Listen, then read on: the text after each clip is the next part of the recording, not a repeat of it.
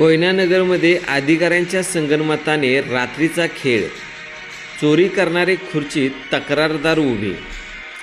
सविस्तर माहिती पहा। कोयनानगरमधून धक्कादायक प्रकार समोर येत आहे।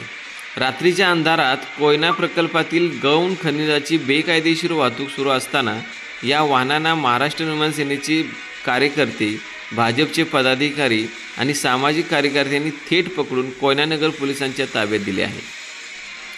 हे काम खरं तर शासन आणि संबंधित अधिकाऱ्यांचे असताना त्यांच्याच निष्क्रियतेमुळे आता सामान्य कार्यकर्त्यांना कायदा हातात घेऊन कारवाई करावी लागते, हीच आजची शोकांतिका म्हणावी लागेल। सर्वात चिंताजनक बाब म्हणजे संबंधित अधिकाऱ्यांनी गरीब गरजूंसाठी घर बांधायला डबर टॉली द्यायचा नियम दाखवले, पण मोठ्या ठेकेदारांना मात्र नियम डावलून सूट दिली जात आहे।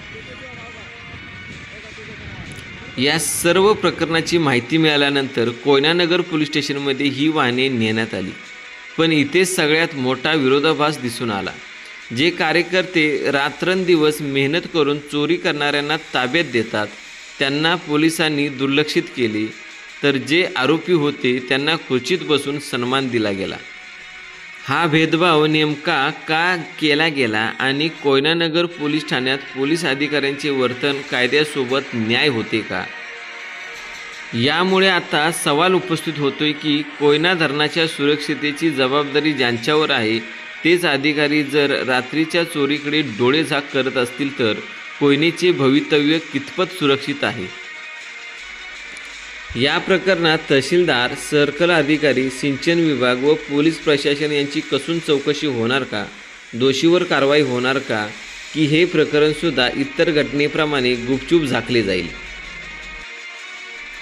यावेळी महाराष्ट्र निर्माण सेनेचे कोयना विभाग अध्यक्ष दयानंद नलवडे, भाजपचे तालुका प्रमुख नंदकुमार सुर्वे तसेच सामाजिक कार्यकर्ते प्रशांत नलवडे, संतोष तिवरे यांच्यासह अनेक कार्यकर्ते घटनास्थळी उपस्थित होते।